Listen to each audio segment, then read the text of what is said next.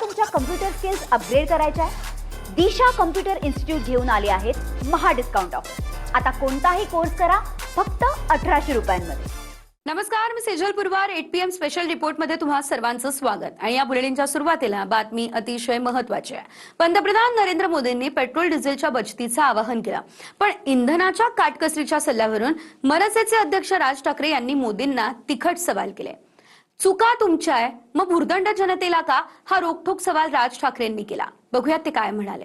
मेरी देश के हर नागरिक से अपील है, जहां संभव हो पेट्रोल डीजल का उपयोग कम करें. सलग 2 दिवस पंतप्रधान नरेंद्र मोदींनी देशवासियांना पेट्रोल डिझेलसह खाद्यतेलावरूनही काटकसरीचा सल्ला दिला. तसंच वर्षभर सोनं खरेदी टाळा असं पंतप्रधान वारंवार सांगतायत. त्यावरून मनसे अध्यक्ष राज ठाकरेंनी मोदींचा खरपूस समाचार घेतला. राज ठाकरेंनी मोदींच्या लिहिलेल्या खुल्या पत्रात चुका तुमच्या आणि भुर्दंड जनतेला का असा रोखठोक सवाल केलाय. स्वतः पंतप्रधान आणि त्यांचे सगळे सहकारी देशभर काही 100 गाड्यांचा ताफा घेऊन मिरवणुका काढत आहेत. स्वतःवर फुलं उधळून घेत आहेत. त्याचं काय करणार आहात? आमच्याकडून चूक झाली त्याबद्दल दिलगिरी व्यक्त करून यापुढे माझ्यासकट कुणीही काही असं करणार नाही असं सांगणार आहात का? चुका तुमच्या आणि त्याचा भुर्दंड जनतेला का? पेट्रोल डिझेलच्या वापरात काटकसर करा हे पंतप्रधानांना आताच का सुचलं? पश्चिम बंगाल, आसाम, तमिळनाडू, केरळम आणि इतर राज्यांच्या निवडणुकीमध्ये प्रचार, रोड शो करताना आणि देशभरातून लाखो माणसं त्या राज्यामध्ये नेताना जे कोट्यवधी लिटर्स पेट्रोल डिझेल वाया गेलं तेव्हा का नाही सुचलं? या राज्यांमध्ये जो अफाट पैशांचा खेळ करून मतदान मिळवलं तेव्हा का नाही सुचलं? लोकांनी परदेशात जाणं टाळावं असं पंतप्रधान म्हणतात.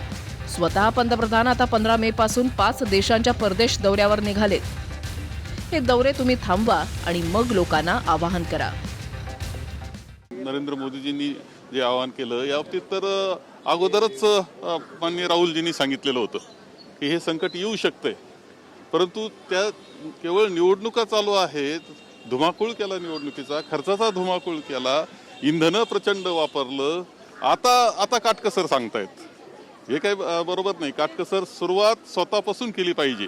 की पंतप्रधान महोदयांनी त्याच्यावर भाष्य करावं की देशाला काय आर्थिक परिस्थितीतून जावं लागणार आहे. हे मी साधारणपणे 2 महिन्यापूर्वी जेव्हा हे इराणचं युद्ध सुरू झालं तेव्हापासून बोलत आहे. काल सगळ्या निवडणुका झाल्यानंतर पंतप्रधान महोदयांनी सांगितलेलं आहे की आर्थिक घडी बिघडणार आहे. रुपया आपण पाहतोय घसरत चाललेला आहे. सोनं घेऊ नका, बाहेर जाऊ नका, बाहेर जाऊन लग्न करू नका, अमुक करू नका, तमुक करू नका. पण स्वतःचे मंत्री आणि स्वतःचा पक्ष हे पाळणार आहे का? रोड शो बंद होणार आहेत का? जे ताफे मंत्र्यांचे असतात ते कमी होणार आहेत का? आणि प्रामुख्याने हेच मंत्री वरपासून खालपर्यंत परदेशी जाणं असेल किंवा सोनं घेणं असेल हे टाळणार आहेत का? शेवटी मोदीजींनी सांगितलं तेच महात्मा गांधीजींनी म्हटलं होतं, तेच त्या ठिकाणी आपल्या पूर्वजांनी सांगितलं आहे. मला असं वाटतं याच्यामध्ये हे राजकारण करू नये. जनतेला पुन्हा काउन्सिलिंग केलं पाहिजे. हां ठीक आहे, काही आम्ही आमच्या वाहनात कटोती केली पाहिजे का, तर आम्ही कटोती करू. जर वाटलं तर आम्ही कटोती करू. काही लोकांच्या टीका होता की मंत्र्यांनी आपल्या गाड्या कमी केल्या पाहिजे. आम्ही त्याच्या ठिकाणी काही असं नाही की आम्ही करणार नाही. तर त्या ठिकाणी नुसतं विरोधासाठी विरोध करू नका. मोदीचा सल्ला किंवा मोदींची सूचना किंवा जे काही निवेदन त्यांनी केलं आहे किंवा त्यांनी आवाहन केलं आहे त्या आव्हानाला पॉझिटिव्ह घ्या. स्वदेशीचा नारा स्वीकारा आणि त्या ठिकाणी विदेशी वस्तूवर मात्र त्या ठिकाणी खर्च कमी करा, एवढंच मोदीजींनी म्हटलं आहे. विरोधकांचा सवाल थेट आहे की जनतेला सल्ला देत असताना सुरुवात स्वतःपासून करा. मोदींनी रविवारी नागरिकांना इंधनाच्या बचतीचं आवाहन केलं. त्या दिवशी मोदींनी कर्नाटक आणि तेलंगणाचा दौरा केला. हैदराबादेत मोठी राजकीय सभाही झाली. तिथं पंतप्रधानांचा मोठा ताफा होता. सभेसाठी आलेल्या हजारो नागरिकांनी गाड्या आणल्या होत्या. तर दुसऱ्याच दिवशी गुजरातच्या सोमनाथमध्येही मोदींनी रोड शो केला. मग जनतेला इंधनाच्या बचतीचं आवाहन आणि स्वतः रोड शो किंवा सभा का असा प्रश्न विरोधक करतायत. आपणच विदेशवारी कमी केली पाहिजे. आज प्रधानमंत्री विदेशात चालले गेलेत.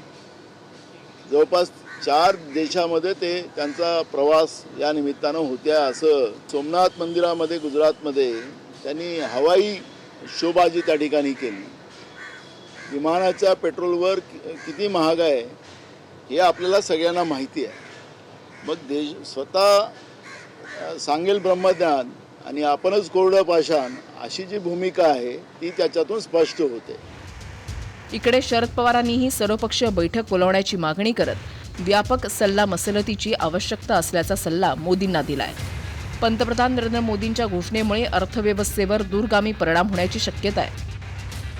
या घोषणा अचानक करण्यात आल्यानं सर्वसामान्य नागरिक, उद्योग व्यवसाय क्षेत्र तसंच गुंतवणूकदारांमध्ये अस्वस्थतेचं वातावरण निर्माण झालंय. ही बाब निश्चितच काळजी निर्माण करणारी आहे. या विषयाचं गांभीर्य लक्षात घेऊन प्रधानमंत्र्यांनी स्वतःच्या अध्यक्षतेखाली सर्वपक्षीय बैठक आयोजित करावी. सध्याची आंतरराष्ट्रीय परिस्थिती लक्षात घेता केंद्र सरकारनं अधिक संवेदनशीलता आणि व्यापक सल्लामसलत यांना प्राधान्य देणं आवश्यक आहे. पुढील धोरणांबाबत व्यापक विचारविनिमय करावा.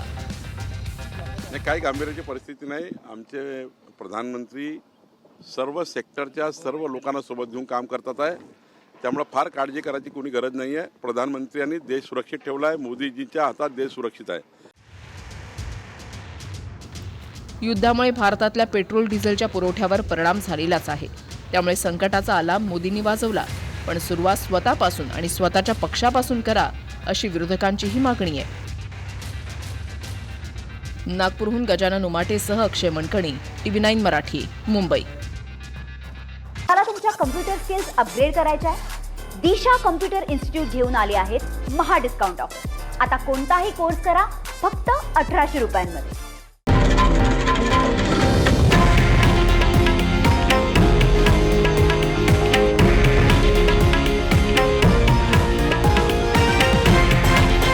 हे आहे देशातील नंबर 1 न्यूज नेटवर्क आणि आपण पाहत आहात TV9 मराठी, एकमेव.